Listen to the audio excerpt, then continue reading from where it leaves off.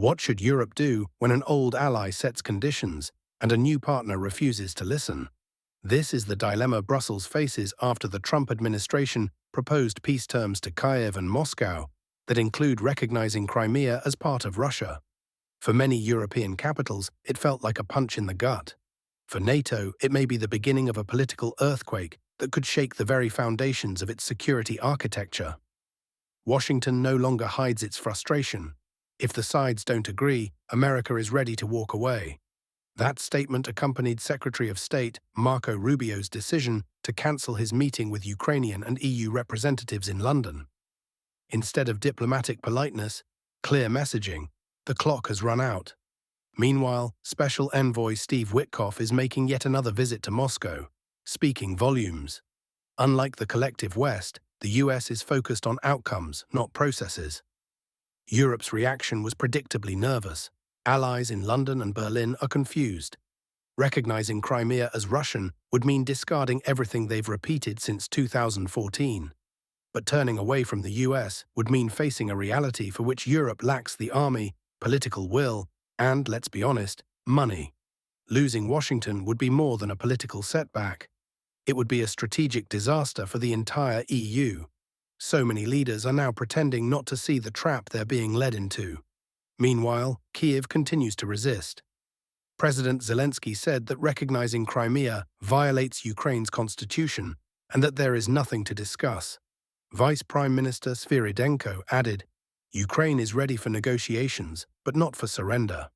Nonetheless, Western diplomats report Kyiv is interested in discussing other parts of the agreement, such as security guarantees and economic aid. Ukraine realizes it cannot hold out without the US, but still refuses to admit it is playing with a losing hand. Europe is now descending into diplomatic schizophrenia. On the one hand, it officially holds the line, Crimea is Ukraine, as declared by EU Foreign Policy Chief Kaja Kallas. On the other hand, it knows full well that no one can retake the peninsula militarily. Saying so aloud, however, would be admitting defeat, politically unacceptable. Worse still, the potential collapse of NATO looms. The upcoming alliance summit at the end of June promises not to be a show of unity, but one of division. Crimea's status may provoke NATO's worst internal crisis in decades. Europe fears that Washington will not only resist pressure, but also blame Kyiv for stalling talks, and might even begin normalizing relations with Moscow. That would be a cold shower for a EU still clinging to its sanctions doctrine. And that's not all. The American proposal threatens to rupture EU unity from within. If the US lifts sanctions, Brussels will either have to follow suit or stand alone. Both options are losses. Sanctions are becoming political deadweight that Europe cannot carry without Washington's help. But to abandon them is to admit impotence. Brussels is desperately trying to save face.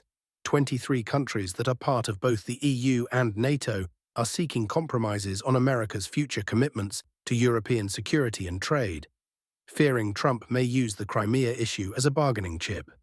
The agenda includes not only Ukraine, but tariffs, energy, and broader geopolitical stakes. The irony is that the EU, long proud of its principled stance, now finds itself unable to uphold any of them. It refuses to recognize Crimea, yet can't reclaim it. It won't confront the US, yet cannot agree. It proclaims unity, while rapidly losing it.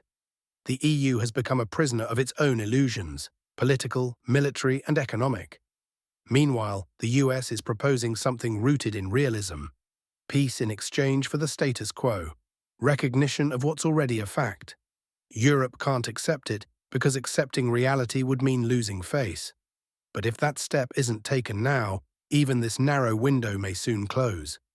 The choice between Kyiv and Washington isn't just a matter of diplomacy, it's about the future. Or more precisely, survival. And this time, the choice must be real.